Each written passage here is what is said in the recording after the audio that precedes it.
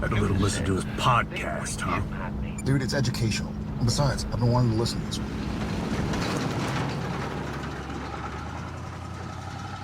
Welcome to Idling in the Impala, a podcast by and for lovers of supernatural and the fan fiction it inspires.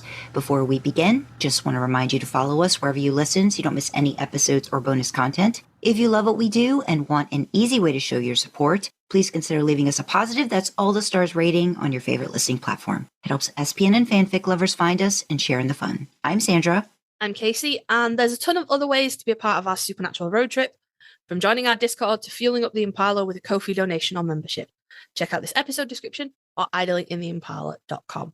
So, what are we doing today, guys? Today, we are, this is the second episode that we're recording of 2026, and we're ranking things again. Help. Send help. In our defense, this has been on our episode to-do list for well over a year. And we were like, we're going to get around to that. We're going to get around to that. And then Sandra was like, we should do this. And I was like, yeah, okay, we should do this. So what we're doing, I suppose we should tell you what we're doing, actually. Although you've seen the title, you know why you're here. But we are finally ranking episode... No, we're not. We are finally ranking supernatural plotlines. Sandra, cut that out. I don't think you can. I didn't give you enough space. Sandra, leave my fuck-ups in, please. I like to make people laugh. We are ranking plotlines in Supernatural, which is a little bit different than ranking seasons in Supernatural because, you know... They don't necessarily have one plot per season. Yeah, they don't necessarily correspond. There are plot lines that span over seasons. There are seasons that have so many plot lines in them. We'll get to that. We started to write down all the plot lines that we could think of. And I wrote down all the plot lines that I could think of. And then Sandra wrote down all the plot lines that she could think of. And then last week we were looking at it and I was like, Sandra, we can't do all this in one episode. And she was like, what? And I was like, bro, we'll be here for like 3 hours. So we broke it up. And I was like, okay, let's do it 1 to 5. 6 to 10, 11 to 15, like we've done with other ranking episodes. And then we started to get plot lines together for 1 to 5. And I was like, this is still going to take too long. We're going to have to break this up even further. So this is the first in the Idling in the Impala series, ranking the supernatural plot lines, ranking the supernatural plot lines by our favorites. That sounds naff. Sandra, cut that out. No. But we eventually settled on doing 1 to 3, 6 to 9, 10 to 12, 13 to 15. Oh, I remember that. Wait a minute. You said 1 to 3. What did you say what the next one was? I said 6 to 9. 1 to 3, 4 to 6. 4 to 6. 7 to 9. To 9. 10 to 12. 12.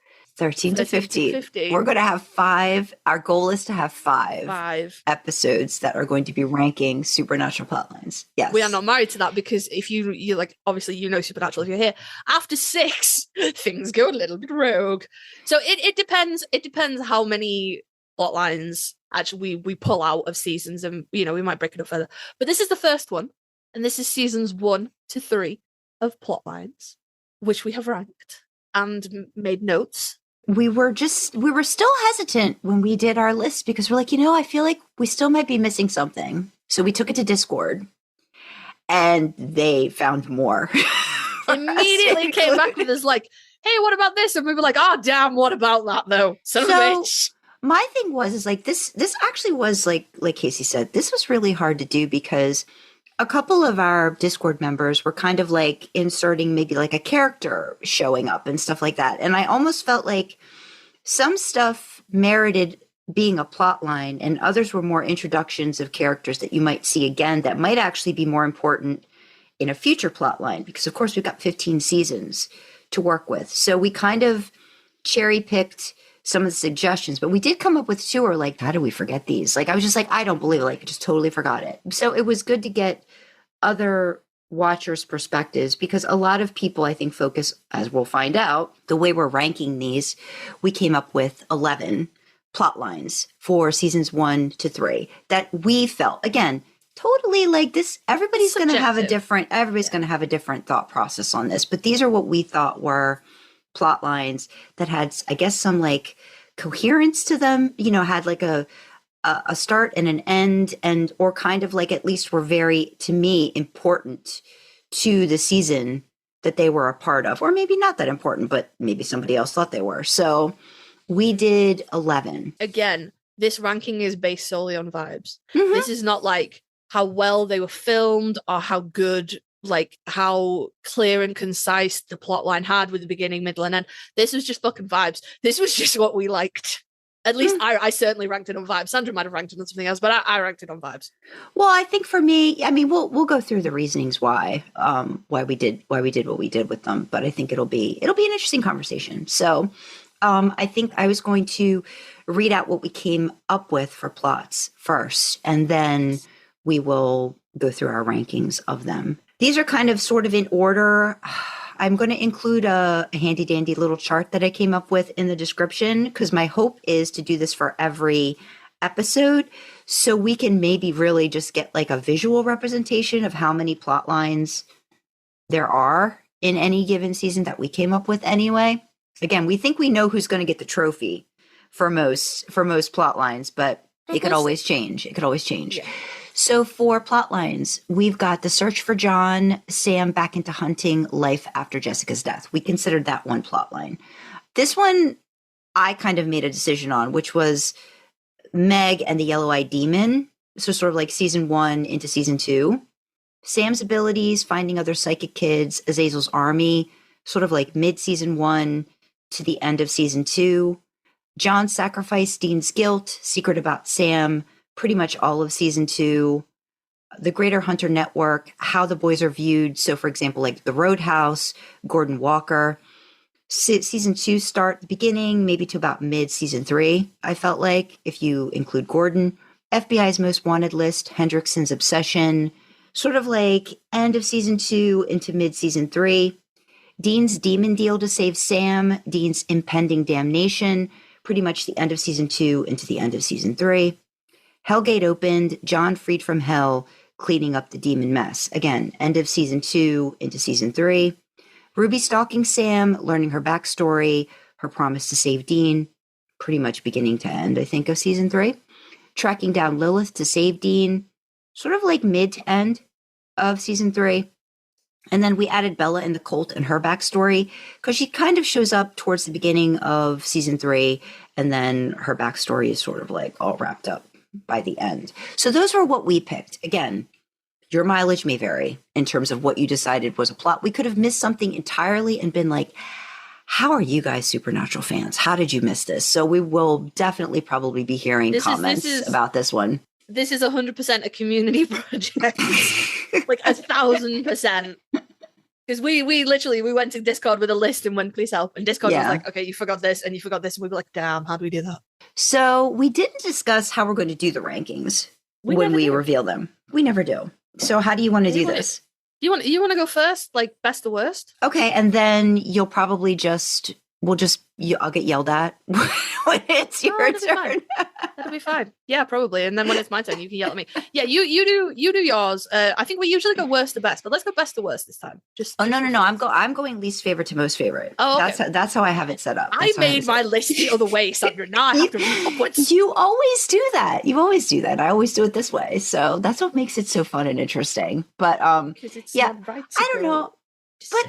But I don't want to. I don't know. I feel like you want to save the best for last. Yeah, I agree. But I wrote my list the other way around, and I want to read my list in order. Oh, okay. Well, no, it's fine. It's fine. I'm sorry. Figure it out. Fine. So you want to do it? Do you want to do all of your list, and we can discuss? And oh no, what was that, baby? The podcast mascot is here today, and there was a loud noise. He's very upset about it. I'll start all of your list to my most favorite, and we'll discuss. And then I'll do all of my list, and then we'll discuss. And then we'll hand it over to you, lovely listeners. Alrighty, Sandra, least favorite. Number 11. Number 11 was tracking down Lilith to save Dean, and that's in season 3. So I wrote down maybe it's because season 3 got shortened because of the writer's strike, but I feel like Lilith has a greater, more important presence for me in season 4. So that's kind of why I picked that. I don't know. I just felt like you feel like she's a bigger part of season 3 until you actually watch it. And then you realize like her sort of like reveal, because it's always like, well, who's got his deal? Who's got his demon deal? And I don't think that's really revealed until, I think it's just in Bello is when that happens. And that's sort of towards the tail end of the season, because again, the writer's strike came up and maybe there was supposed to be more to that.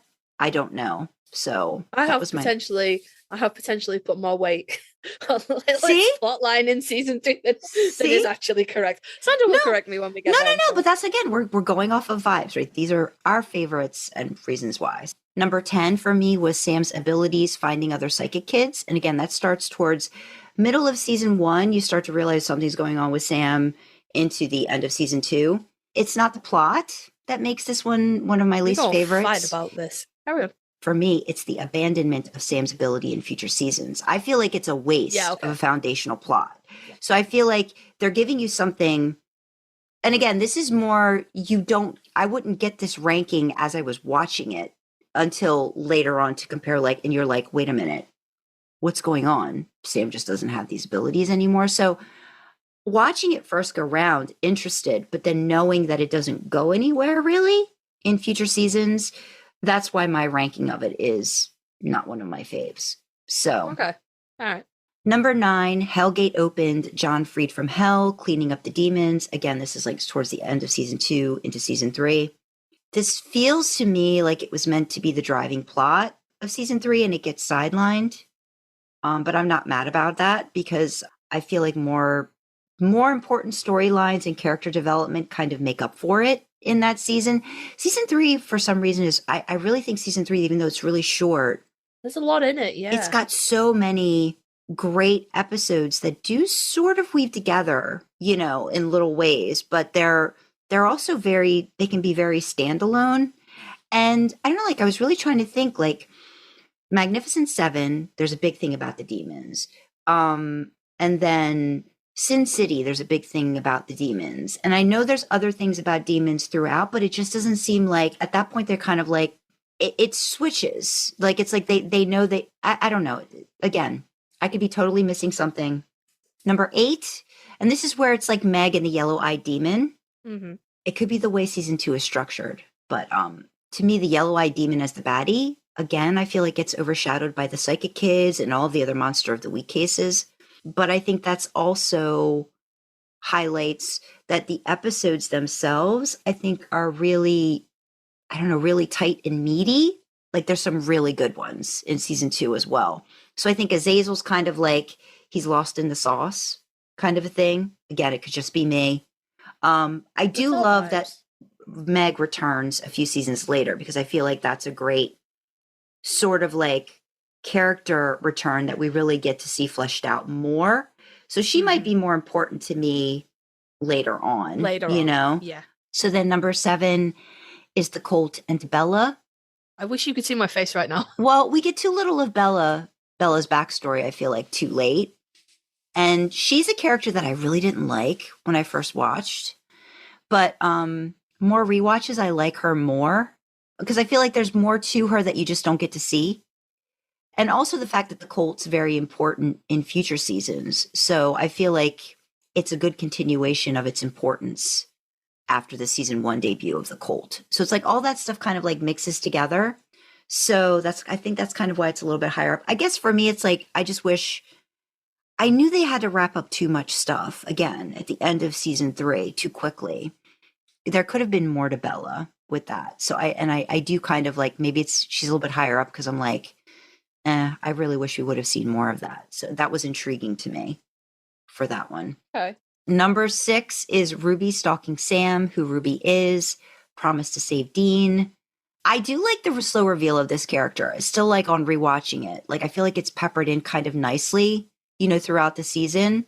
Because her motives, her drive, it's not very easy to figure out. Like, she's kind of like a Bobby Weavy kind of person. And I think that kept everyone on guard when she showed up. Yeah. And also her demon knife. Like, it becomes so very important throughout the whole show. Like, it's iconic. And I feel like her debut and like showing that and like how important it becomes. I don't know. I kind of feel like that's kind of another big part of why that plot line is like more of a favorite for me. But I kind of liked Katie Cassidy's Ruby. Like she's snarky in a different way than Genevieve plays her. And I don't know if it's more humanity in a little, like, I don't know. She's more fallible. Oh yeah. No, I know? Yeah. Yeah. So I think that's why she's a little bit higher up. Number 5 is FBI's most wanted list in Hendrickson. It's higher up for me because most of the episodes that really center on this plot are among my favorites. The only one that I would say is not is The Usual Suspects. That one I think is one of the more weaker. Not the bank one? No, that's episodes. Night Stalker. That's the one where it's in Baltimore and they're trying to frame. Helps. Oh, I'm sorry. They're trying. I just think of Baltimore and because it's nearby. They try to frame Dean for a murder, and it ends up being the cop that's like the ghost that the cop had like killed or something. Oh my god, that's the one with Linda Blair. Yes, the one with Linda Blair. Yes. So, like, to me, and you don't like that episode? It's not my favorite of like the FBI episodes. It's not. It's just not. I don't know why, but I do love the Dean thing where he says he's an Aquarius. Whatever he says, like I love that bit. That bit's like one of my favorites. I'm an Aquarius. I like long walks on the beach and frisky women. You think you're funny? And I love the whole like them corresponding with each other through the lawyer and like Sam and Dean, like that whole part of it, like the Sam and Dean part of it I really like, but I feel like they spend, this is another thing where I know they're spending a lot of time on Linda Blair because it's Linda Blair and because it's Linda Blair. So but I feel like they could have made those scenes shorter and quippier or given her more time with the boys rather than with the dude that ends up being the douchebag. So it's just like, I don't know. It's just one of those things for me. Personally, right? Whatever you think about The Exorcist, and I think it's not nearly as scary as it's had to be. Mm-hmm. Whatever you think about The Exorcist, right? Linda Blair broke her fucking back so horror movies could run. And you're out here going, I just didn't understand why there was so much focus on Linda Blair. I'm just saying that for me, if we're talking about plot and like FBI stuff, like for me, Hendrickson was he was just such a good character, and you don't see him as much on screen, but you get more from him in every scene that he's in, and his obsession with tracking down the Winchesters. I mean, I feel like it's used to really great effect in the Night Shifter episode, like, you know, where that's the bank thing, and Folsom Prison Blues is another thing where he pops up, and then Justin Bellow when they're in the police station and the demons are there. Like those to me are 3 very strong episodes that I think his part in them, it has this plot arc that kind of continues throughout. So that's kind of why I like those episodes more. I guess because The Usual Suspects is kind of like starting it all off. That you said it though. What? I'm about to tell Ted that you were like, I just feel like there was too much emphasis on Linda Blair, Linda Blair in The Usual Suspects. Because I know Ted's like an old school horror movie fan. I don't know how much he likes The Exorcist though. I have to. It doesn't matter if you like. It doesn't matter if you like The Exorcist. You have to acknowledge that it was a pioneer in horror movies. By the time that it came out. I know it's a pioneer. It came out when I was the same year I was born, I believe. So I know it's a pioneer. Trust me. It's got some years to it. It's like An American Werewolf in London or the original Planet of the Apes. Mm-hmm. Like, it's just like whatever you think about the movies. Although An American Werewolf in London holds up, I think the original Planet of the Apes sucks. But that's because I'd seen the new remakes before I saw the original, so I was like, oh my god, this is old and shit. Mm-hmm. Also because I'd seen the Simpsons fucking spoof of it first, which ruined any credibility the movie had. But they're just like fucking cornerstones of their genres. So it, like the level, like The Exorcist. So we're literally taking now my plotline ranking for a Supernatural is now weighted against the fact that Linda Blair was in an episode that I don't think is my favorite of the FBI like ones that. Well, no, it's okay that it's not your favorite. I'm just stunned that you sat there with your own face and was like, I just didn't understand why they put so much focus on Linda Blair because it's Linda Blair. All right, okay, I'll stop. All right, no. What I had stated too, though, was like because scenes she has with Sam, I think are really good. Like I like those. Like I wanted to see her more with Sam and that. Like I didn't like the character at all that she was like with, and that probably has a lot to do with it too. Yeah. Because I'm like, girl, what is going on? You are an FBI agent. What are you doing? Like that kind of a thing. Yeah. So it was that kind of a like, you could see it from a mile away that he was a douche and, all of this stuff. So I was like, okay, here we go. So also I like the fact that the FBI most wanted list theme pops up again in season 7. I think that's great. So it doesn't really ever die. It's kind of like, they just like pop it up like, hey, here we are. Hey, reminder, you're still on this, even though we think you're dead. Even though you think you're dead. Right. Yeah. So number 4 is the boys and how they're viewed, treated by the greater hunting community. So that's like the Roadhouse, Gordon Walker, kind of like Ellen and Joe as well, and Ash. I enjoyed the expansion of the Hunters Network. And unlike Kripke, I really would have kind of liked to see more Roadhouse type establishments and not have it burned to the ground. Hashtag justice for Ash. I kind of don't see why there couldn't have been more places like this under the radar, hidden, just below the surface of regular society, kind of like a speakeasy. And I know that the showrunners kind of returned to this theme or plot, like involving the men of letters and how that's kind of like underground, but they're still taking care of stuff. But yeah, but that was shit. The hunter side just always was more interesting to me. Like I wanted to see a hunter's origin story is always devastating and life altering, and it's like, and I think that's why too, like, again, I probably wouldn't have felt the same way the first time I watched it, but upon multiple rewatches, I really do love Gordon. He's so fascinating of a character. His motivation, how they parallel him against Dean, how he's like wanting to like, get rid of Sam because he finds out, that Sam's like, the demon blood and all this kind of stuff, all these like these things that are happening. I mean, and Sterling K. Brown just is such a good actor too, that you're just like, okay, you're selling it for me, dude. Like, I get it. So, and yeah, I mean, I think this really kind of establishes Joe and Ellen, even though, again, after season 2, we really don't see them much until we see them again. And when we see them again, it's just to set us up to lose them. Jake. Yep.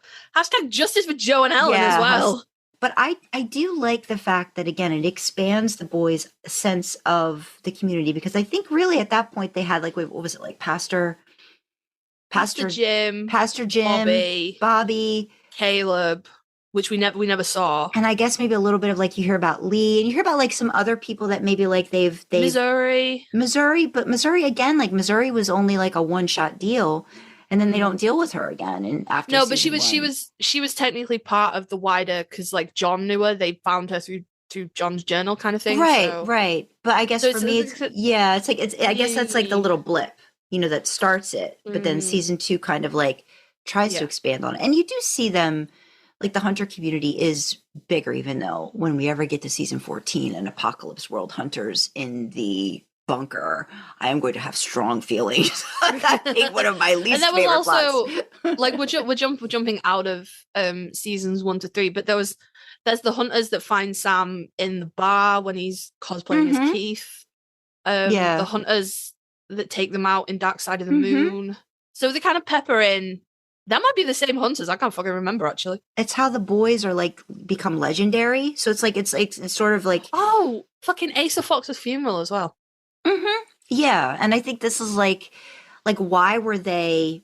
Why they were isolated, right? Like, I mean, you get a sense as to why they were isolated, but then seeing how they become just like mythical is just really extraordinary. Like the seasons 1 to 3 with like Gordon and the Roadhouse and stuff. It's more intimate. It teases you that they might be able to forge these connections. Like they were kept isolated, but there's people out there, and maybe they're gonna. And then they just don't. But they're a whole other tier level of hunter, which you, again, find out later. It opens up the world more. And I think that becomes the world building part of the show that I start to really like when they expand on things. Number 3 is John's sacrifice, Dean's guilt, and the secret about Sam. What's going on with Sam and the secret, I just remember that kept me very invested when I first watched it in the plot. It's like, oh my God, what is it? So, and I thought the payoff was worth the wait.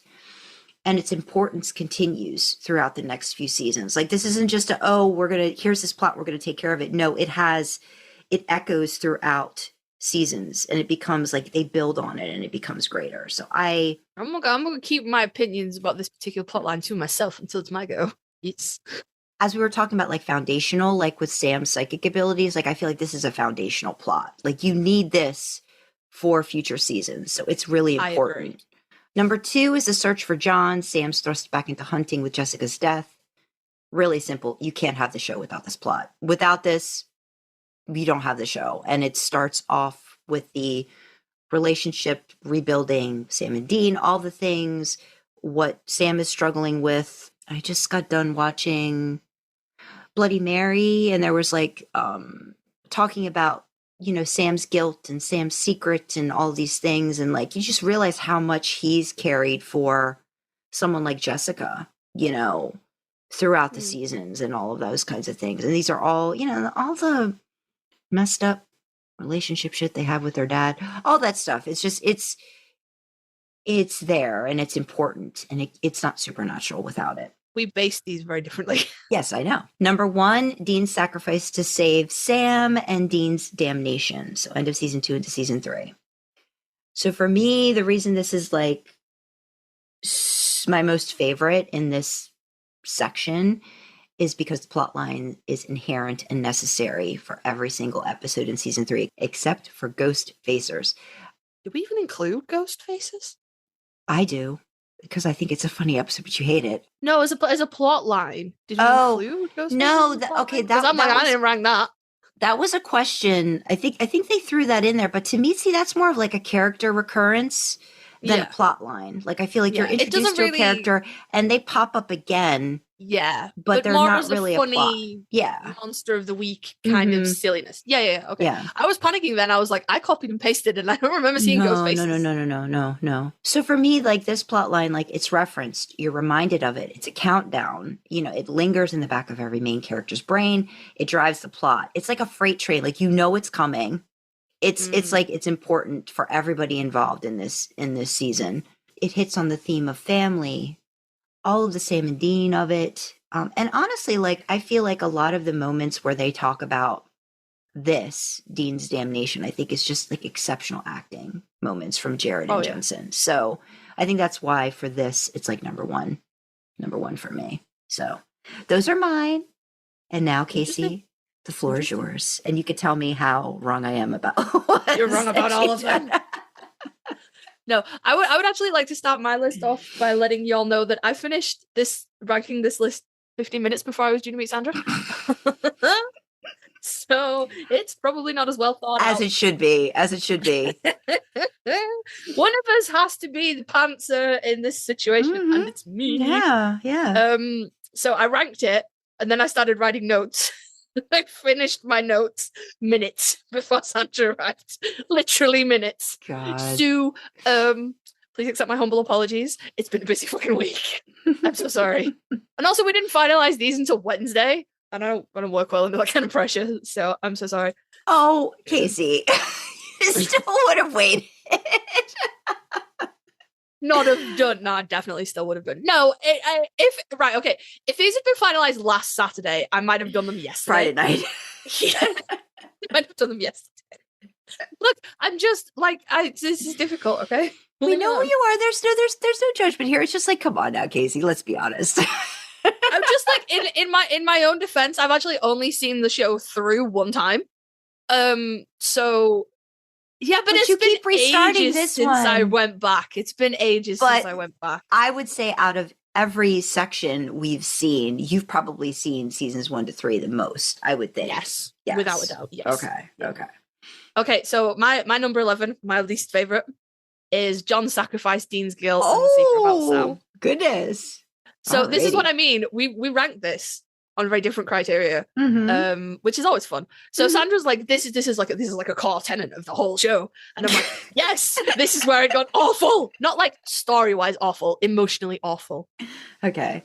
So I hate this. I hate this plotline. Fuck John for laying that on Dean, and the scene. Oh, agreed. Yeah, the agreed. scene where Dean finally fesses Tells up him. and Sam's like, I'm a whole new level of freak. Yeah. Just breaks my heart. And it never stops. So this little bit of plot, which is only like a couple of episodes. I think Dean fesses up like within like 1 or 2 episodes of John telling him. No, it actually takes a while. It's like, it's not until like, I feel like it's like episode 6 or 7. Like it takes a while for them to finally just say, what did John tell you? Okay. Yeah. All right. Okay. Fair enough. But like, that kind of moment is it's the true end of Sam's innocence for me. Not that he was particularly innocent, he knew what was out there, he knew what was happening. This fundamentally breaks something in him, this knowledge, and he never ever gets away from it. Even when Azazel's dead, this feeling of wrongness. He never gets away from it. So I hate it. But I acknowledge that it is absolutely, I don't know that it's stone one, but it's definitely in the first 5 stones. It's a foundation, absolutely fundamental to the basis of the show, but it makes my heart sad. So I don't like it.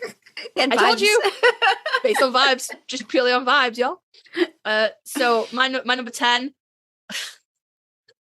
Search for John. Sam goes back into hunting with Jessica's dad. Your bottom is my top. That's we really should just So yeah, Blair John. Like, I don't care, I just don't fucking care.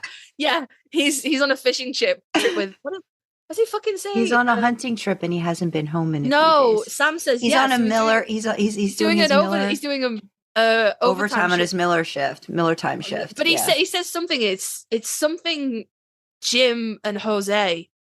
Yeah, I think he says that after Jim Bean, or something. Jose, I think it's a type of tequila. Johnny Walker. I don't know.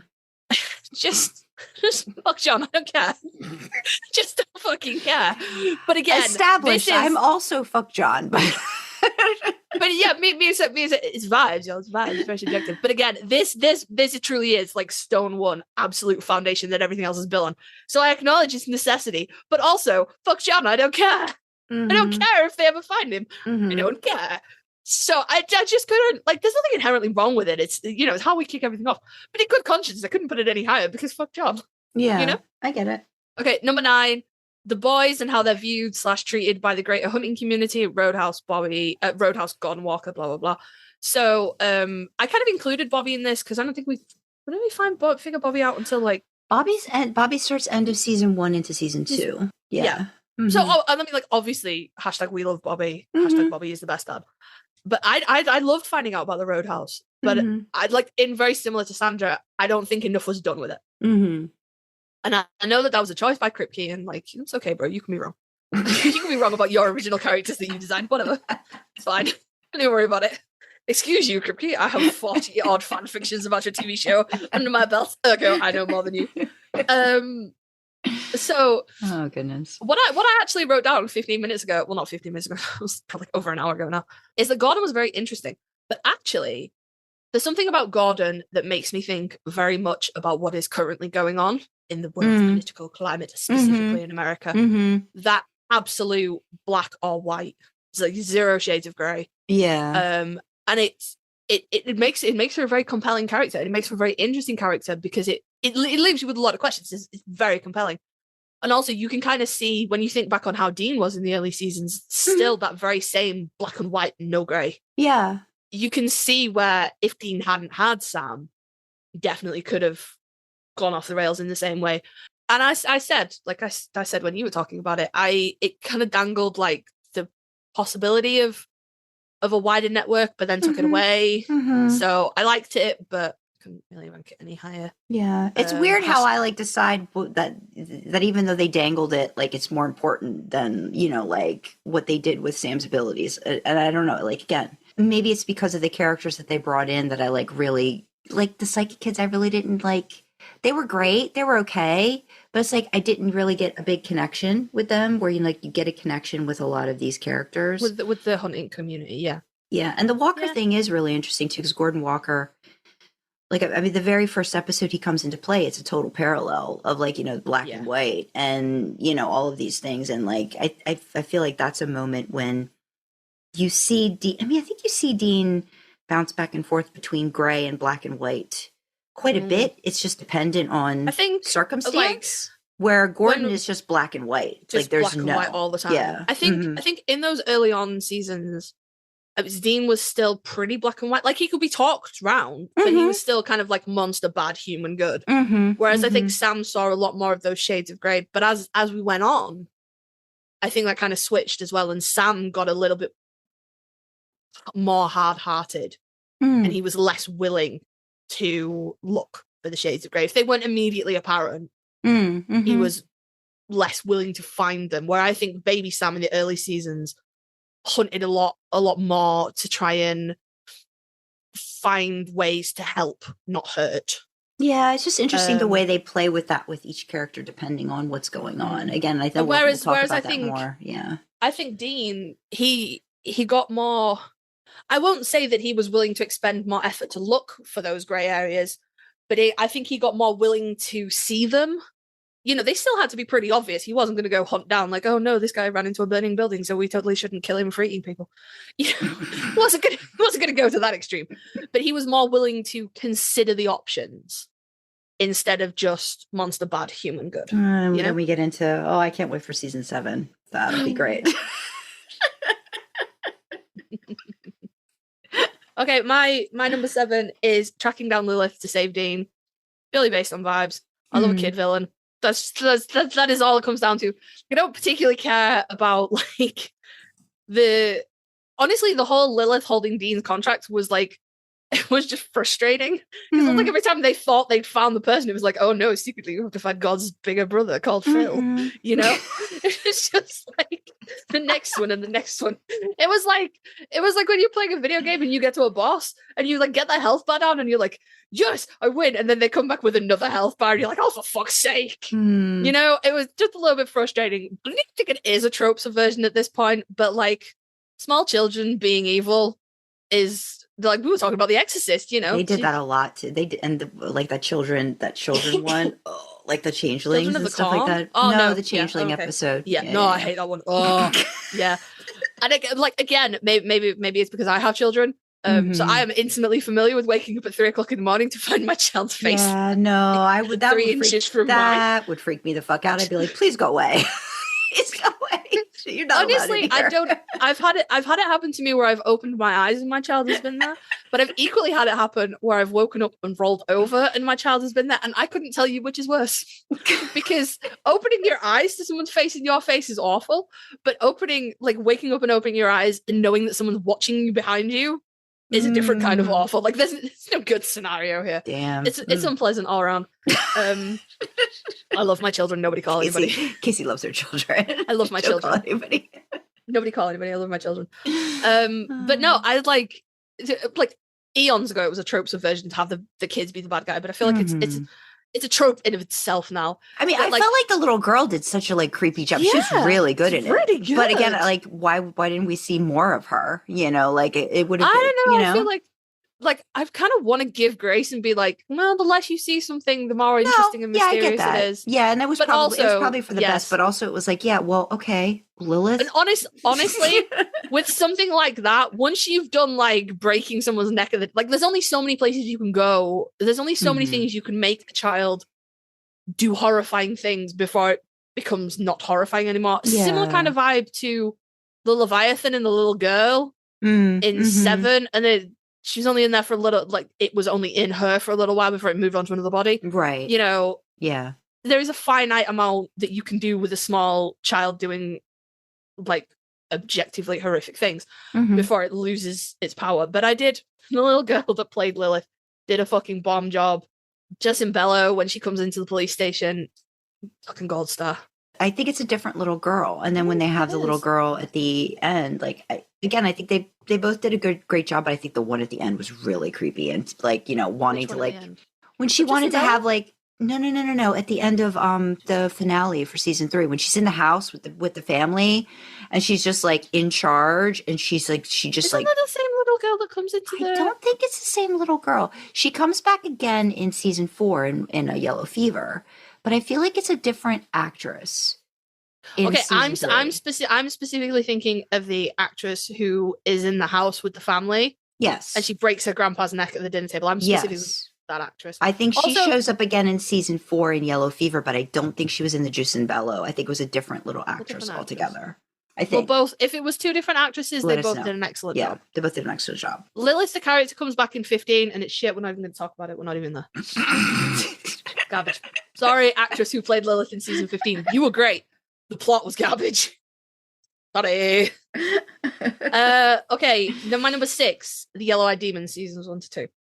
You know what I realized we didn't talk about, and I feel like maybe it fits here? The search for the thing that killed Mary? Yeah. Is that would you say that goes in this? Because I feel like it does. Like the yellow-eyed, like finding out that the thing that killed Mary is the Yellow-Eyed Demon. Because I know people are going to be like, how could you not talk about the thing? But I feel like that's a part of that. It counts. I would count that as in with the yellow-eyed demon. It's the same thing. They just don't have a name for it for a little while. Yeah. Mm-hmm.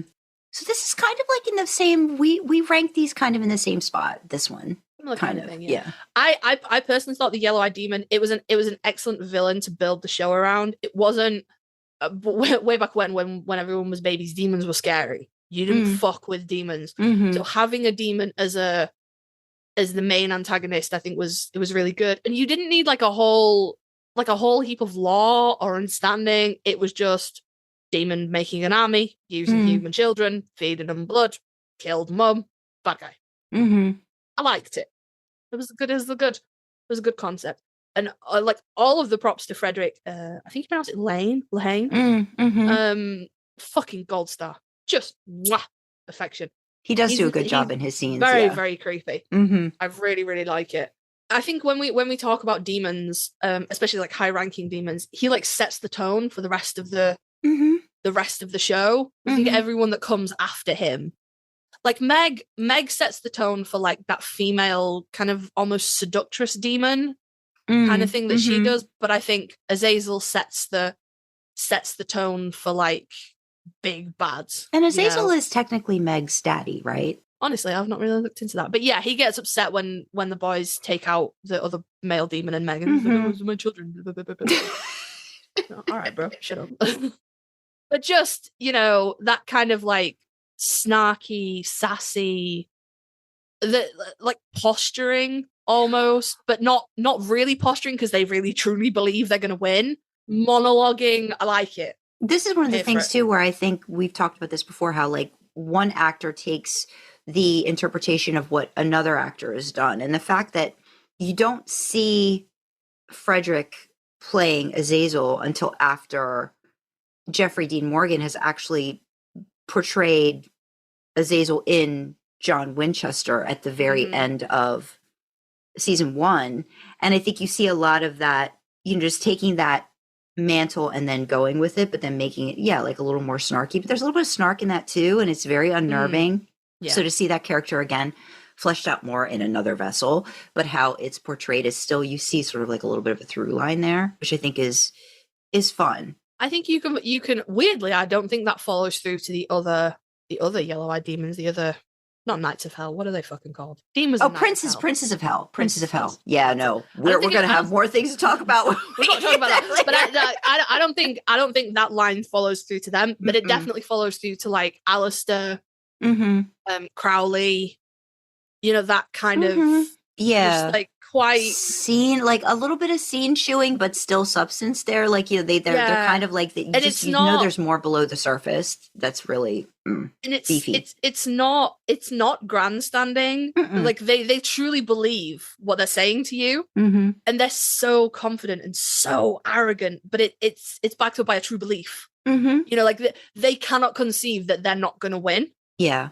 And I think that makes for a really interesting character. And especially when you're bouncing it off the boys and the banter that you can have. I really like it. I really like it. When you're coming in, like, there's no sort of established canon. Like, Kripke's doing the boys now. But the boys was a comic book before Kripke got hold of it. So there was something established that he could build with. Yeah. This was his own imagination. They could adapt, but this is him just like, they're kind of like playing with the toys and taking them out of the box for the first time and seeing what they can do with them. Yeah. When we're talking about earlier on, we're talking about like foundations and how you build a show. This was an excellent villain to build the show around.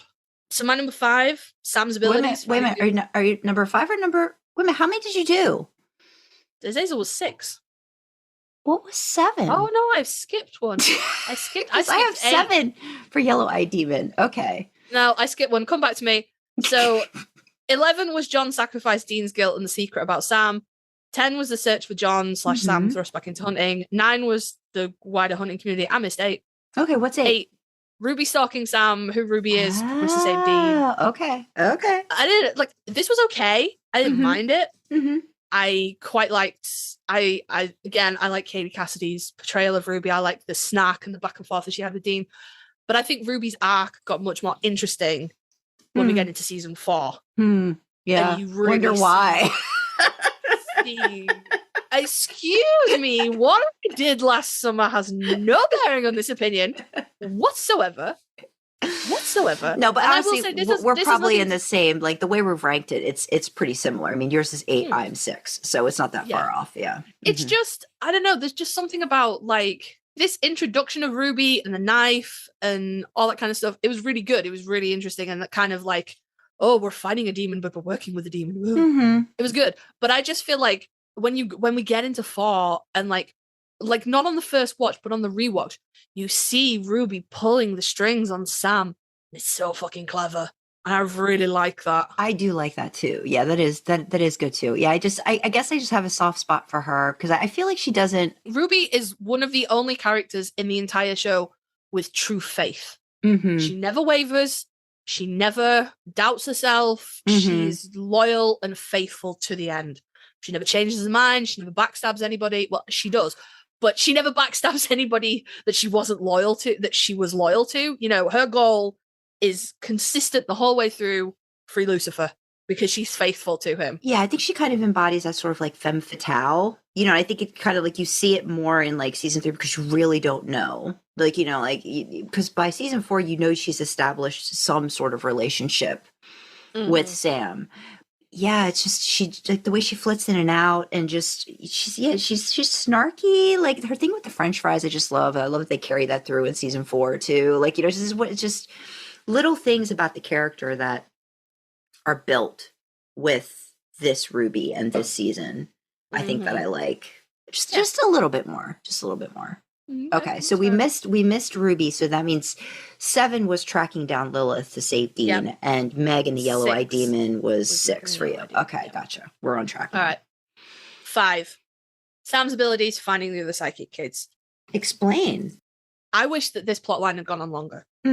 I liked it, and I wish it had gone on longer. Right. I understand that the kids lost their abilities when Azazel was killed, although I'm not sure if that was ever actually established in canon. I've read that in a lot of fanfic, but I don't know if that was ever established in canon. I have to assume so because Sam never has visions after Azazel dies. So I have to assume that that's what happened. I don't know. It just isn't. But then, I don't know. It's just the thing, like, you know, how he does have abilities and he has strength and stuff with the demon blood that I feel like those things would still. I don't know. But he doesn't have visions with the demon blood. He just has strength. You don't know that. Maybe he does and he never talks about it. That's how I want to think.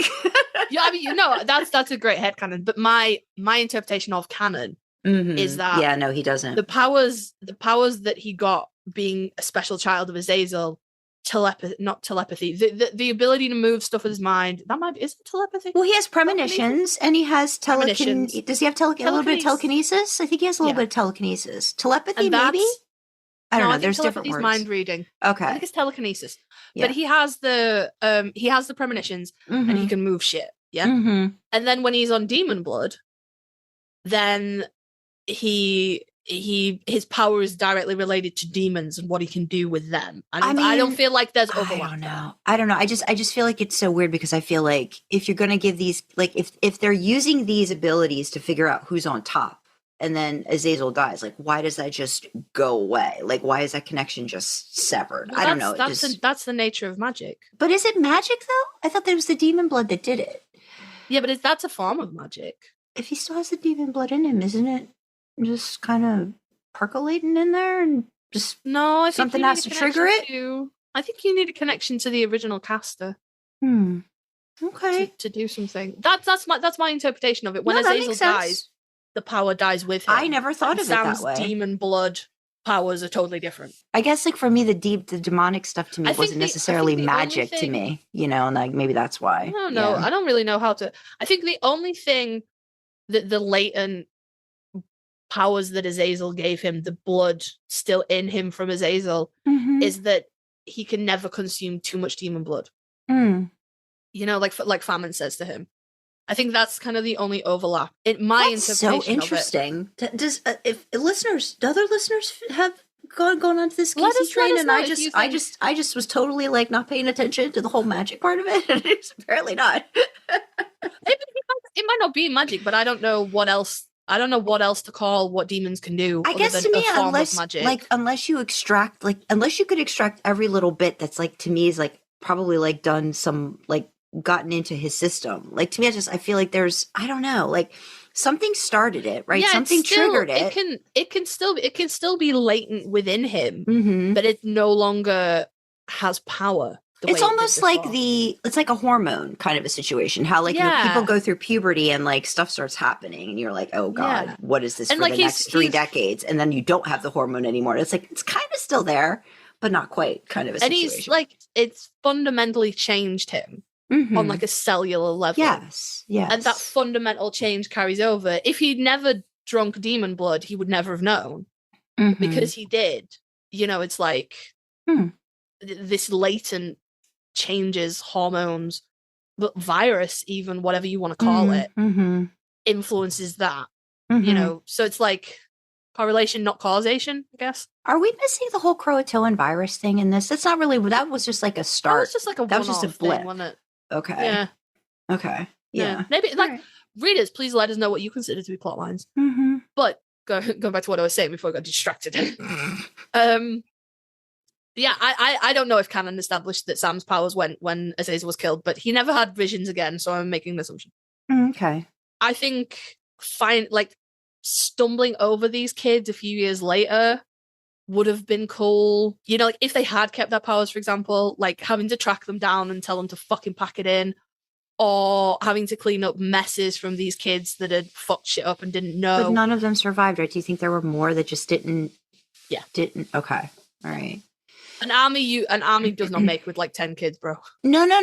But the whole point at the end of All Hell Breaks Loose was, I mean, I can't remember the girl's name, but she was stating how there were so many kids that had been brought in, and she was the one that survived. That survived. Yeah. So, I mean, I would think this has been happening she was gone for like months.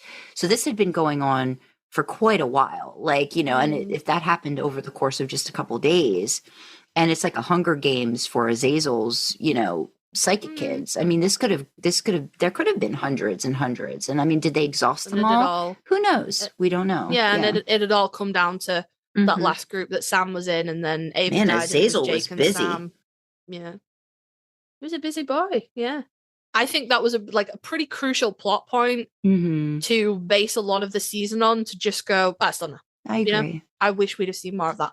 But again, I did really like it. I liked it was making Dean challenge what he knew, which was monster bad, human good. Right. But Sammy doing things that monsters do. Sammy bad? No, Sammy good. You could see him kind of wrestling with it. Oh, yeah, very much so. And I like that. Yeah, there's a lot of wrestling going on with that. Yeah. Yeah. I like that. Man number 4. Hell's Gate opened, John Freed cleaning up the demons. Okay. So let's the John Freed bit. I don't give a shit about that. Fucking. My notes actually say less the John Freed bit because fuck him. But no, in all fairness, seeing John's ghost there was pretty cool. And he helped Dean out. It was pretty in the final battle, it was pretty cool. Okay, but also fuck John Winchester. So, but that actual the actual All Hell Breaks Loose part 2, where they actually open the gate and all the demons swarm out and they have a fight, and it's so fucking cool. I love it. And then the fighting the sins in the bar, which might have been, is that also in All Hell Breaks Loose, or is that in season 3? That's in season 3. That's the first episode, the Magnificent Seven. Yeah. I just like it. I think it's a good conclusion to the season. And I like I always like it when you have something really big and momentous like that, and then you see them going back and picking up the pieces a little bit later. Yeah. Quite like that. Number 3, Bella and the Cult. I loved Bella. I thought she was great. Potentially influenced by the fact that I knew the actress Lauren Cohen from The Walking Dead first. Okay. Maggie Green. And I just she's badass in that. I really liked it. So coming over and I was like, oh my God, she's so cool. But I for a fully contained season, I really liked it. And I again, she was one of the very few people that truly could outsmart the boys without. I know she did a little bit of magic, but she was just really good at what she did. She was a really good con artist, and she outsmarted them multiple times, and I like that. And she was in it for herself, and she was in it for her self-preservation. And we stand a strong woman, guys. Yeah. We stand a strong fucking woman. She was in it for herself. She didn't need no man. She was making bank, fucking awesome. And the Bad Day at Black Rock is really funny. I think it's the end of Bad Day at Blackrock when she steals the scratch cards from Dean. Yes, and I love that because that's when you get the son of a bitch, and like you can see Jared cracking up, and they kept the take. I really like that. I like, you know, I don't necessarily like Bad Day at Blackrock because I'm like, oh my god, Sammy, baby, no. But yeah, in a show that has so few, but like women that can stand on their own, you know, like whatever you think about Mary Winchester, she can stand on her own, right? She's a quote unquote strong woman. Ellen, Jo, Bella. I think there's a big Ruby. gap of when they finally get back to that in the show, though. Too, like I think they tried there's to do that in the beginning. In the middle. Yeah. There's like Ruby, Bella, Ellen, and Jo in the early seasons, and then kind of a big old nothing. And then you get Jodie, but then Jodie not that much. Jodie, Donna, but also Donna takes a minute to get into herself. Yeah, there's Amara as well, I guess. Rowena, but they're all like, but you know, there's like a big thing in the middle where it's just a whole boys' club. Yeah, and like I'm here for that. Give me all the boys. But you know what I mean? And she's a strong character, and I love the banter that she has with the boys. She takes up shit. I just really like her. I do really like her, and I like the whole the story with the cult. I like as well. I think that's pretty cool. Yeah. Like I personally am very anti-gun, but you know, isn't this something like? But as an iconic weapon, Samuel Colt made them equal, something like that. Yeah, but that's pretty like. If you have to have a slogan for a gun company, I suppose that's a good one. I guess. But you know, like I like cool weapons. I don't like I would never ever want to lay my hands on a gun in real time. But I think Dean's gun is beautiful. His Colt with the mother of pearl grips, and it's all filigreed and engraved is beautiful. Yeah. Or just the fact that they use it again and again. Like this is like again, like it has that initial. Like it's really, you find out that what it can do right at the end of season 1. It's really important in season 3 for what they want to do. And then you know that it's going to come back, and it's going to come back again. And it's going to come back a few more times. It comes back towards, like, it's one of those things that it's established, but it has its own really significant plot in season 3, you know? So which I do also like when it comes back in 5, when they shoot Lucifer and he's like, oh no. Yeah. I'm not one of the things that will kill also, also, when Azazel gives it to Jake and he immediately pulls it and he's like, oh no, what an unexpected happenstance. How could I have foreseen this coming? It's not loaded, idiot. Like, I just like it. You know, it's a good thing to be playing around with. Yeah, and the fact that Dean uses it to kill, you know, Azazel. I mean, it's a big fucking deal at the end of season 2. Yeah. It's good. Yeah. It's good. I like the cult. It's kind of like Ruby's knife in a way. It's just a very important prop. Yeah. Now I'm thinking about Jared and Jensen talking about being relieved of their angel blades because they would fuck around with the prop master would just walk through the scene and take them off them. Oh gosh. Oh goodness. Now, having said that, this next one, I don't know if it's made it this high up the list by dint of having a blooper attached to it. It might have done. Oh God. It's Hendrickson. It's the FBI's most wanted. It's Hendrickson. Specifically, it's Justin Bellow. Okay, specifically, it's that one. With the conversation where they have, you know, I'm wondering what I'm gonna do tonight. Oh, wonder if Cialis will fix that little problem. Blah blah blah blah. Just gets funny. The blooper for that, by the way, if you're unaware, is that Jensen says, wonder if Cialis will fix that little problem, and someone off camera corrects his pronunciation. Yeah. And Jared's like, oh, how would you know? Ha ha ha ha. It's childish as fuck, but I really like it. I really liked Hendrickson. He was a really great character. I wish we'd have seen more of him, but I think it probably would have lost something if we'd seen more of him. It was kind of like when we talk about humans as a species, and we talk about like evolution and adaptation, and Sandra's like, where the fuck are you going with this case? If you start talking about whales, I swear to God. No. Right. But as a species, we are persistence hunters. That's how we evolved. That's how we became so top of the food. Well, we're not top of the food chain, but it's not important, right? Okay, this is how we elevated ourselves above the rest of the animals to the point where we're having this conversation now. We're persistence hunters. You know, we don't outrun our prey or outwit it. We just walk it to death. You know, and that's what made us so successful as animals. And Hendrickson's kind of like that. Like every time they think they've got away, he just pops up again, and they're like, "Oh fuck!" he's still following us. He's still on our trail. And I really like that. You never lost the feeling that the FBI and Hendrickson was a consistent looming threat. Right. I And I also love like the that. fact that his morals and his convictions also can easily be sidestepped in. Okay, I'm going to go with you on this because of what I've seen now, Yeah. and I am going to band with you to, make sure these people survive and come out of this alive. So I think And there's then something it's about that all for conviction naught, in isn't it? him. Yeah, I know. It's a good episode, but it's also like, damn it. Yeah, at the very end. Mm-hmm. But yeah, no, it's just kind of in a very like primal way, in the same way that I love the Benders because humans are the real monsters. He really like nothing, not that nothing else feels like a threat, but nothing else is a threat in that way where it goes quiet, and there can be episodes where you never hear about him and then you never think about it and they're not thinking about being on the FBI list, but then pop, there he is. Oh shit. Yeah, I like that. And I really like it. And again, yeah, he in the same vein as Bella, he met the boys head on and he bantered with them, and I really like that. And for what it's worth, I like the episode The Usual Suspects. It's got Linda Blair in it, and I like it. You have to take all of the instances where the FBI is prominent in Oh no, just in Bella those is the best season one. threes. Yeah, I mean, it's just like, they kind of like, it just works its way up to it. And I just think, yeah. I know. I think I would probably rank. Is it Night Stalker, The Woman to Bang? Night Shifter, yeah. Night Shifter.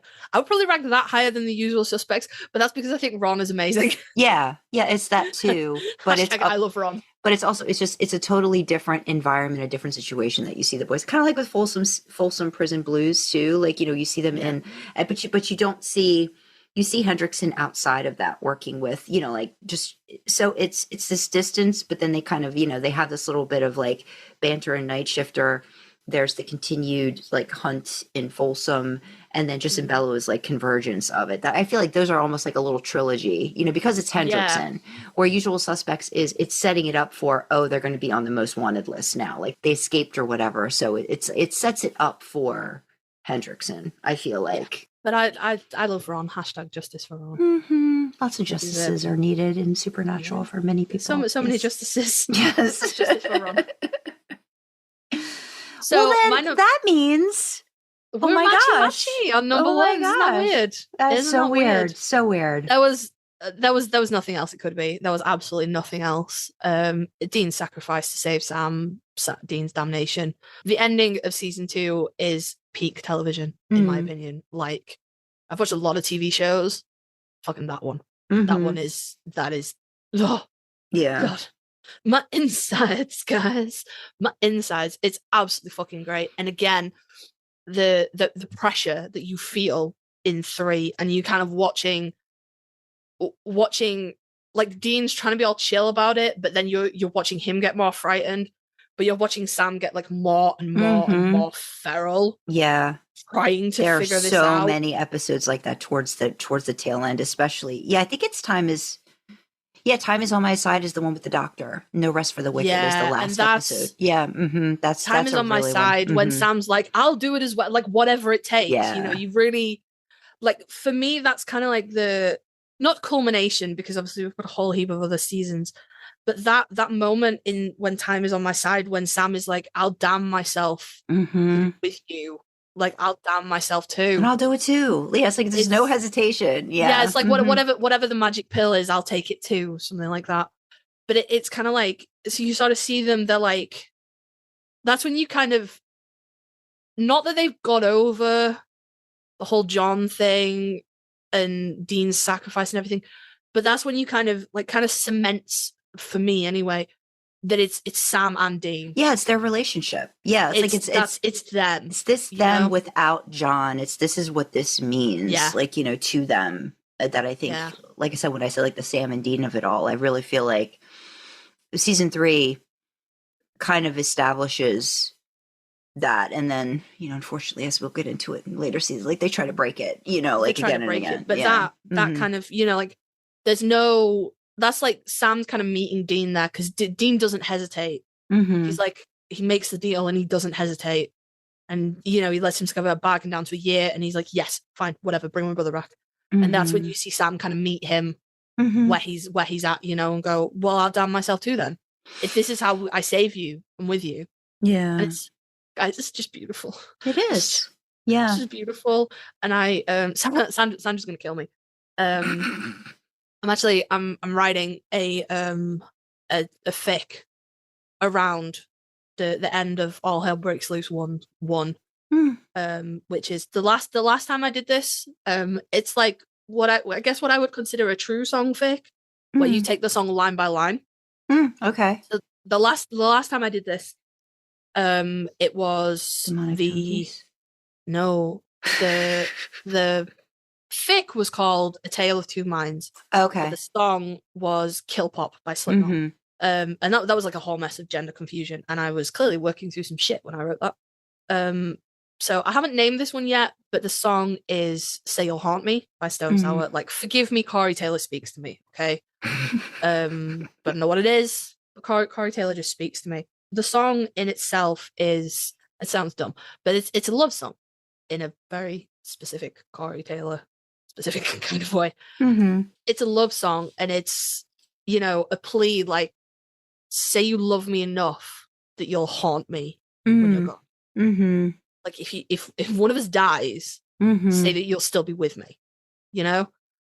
And actually opened that up with the ending dialogue from All Hell Breaks Loose 2, where Dean grabs Sam. He's holding Sammy. Yeah. And then I went and found the dialogue from the transcript, and then I made myself cry. So, and I worked out pretty quickly what I was working through. Right. But I haven't finished it yet, but I am gonna. Okay. And so Sandra will hate me. It's like, I know, I'm waiting for the comment that's like, this is horrific, but I'm so glad you have found your voice. Or rather at this point, I'm so glad you continue. You're going to continue to break me, and that's what's lovely about. But I feel like I don't feel like this is too bad, because you know that Sam comes back, so it's not, you know, whatever. But no, it's just it couldn't have been anything else. It truly could not. That the last 2 episodes of season 2 are just fucking rip your guts out, and then season 3. And also, I was thinking about this when you were talking about it. I found myself comparing season 3 to season 15, and thinking season 3 had, even though it was the shorter season, you felt the ticking clock. Yeah, you don't feel that in 15, urgency. Right? But I'm thinking about it. I think that's because we were putting the clock on. The characters didn't know that the end was coming. We did. But I can remember being so mad about the flashback Monster of the Week episode, 4 episodes from the end. Yeah. But then when I was thinking about it, the characters didn't know.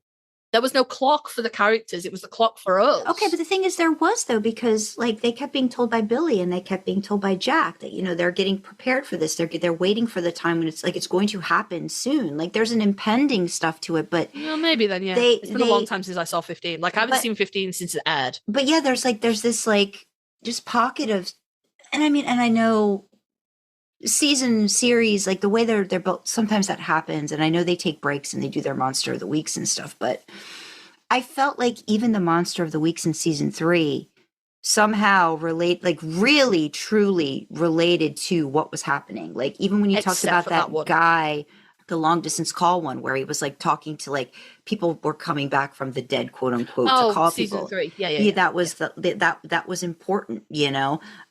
Time is on my side. The Doctor.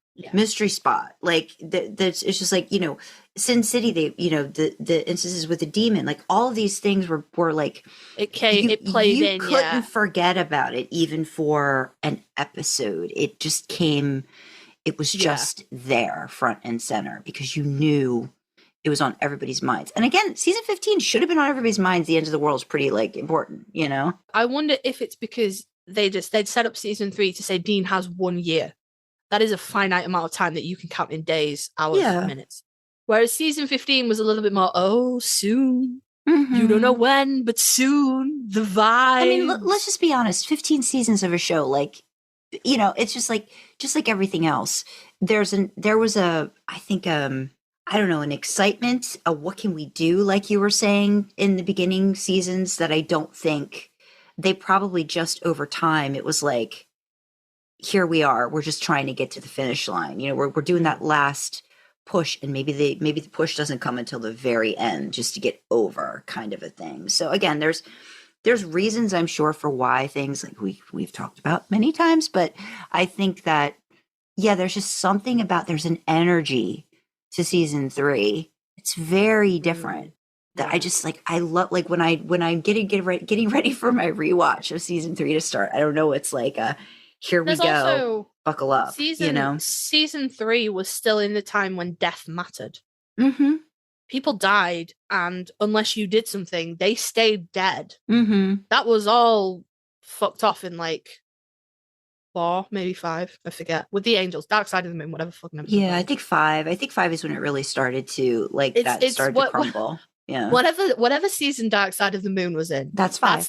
That's the end of death in Supernatural for me, and I don't like that episode for that reason. Mm-hmm. But season 3, I think that contributed to the urgency, because Sam died, and if Dean hadn't done something, he would stay dead.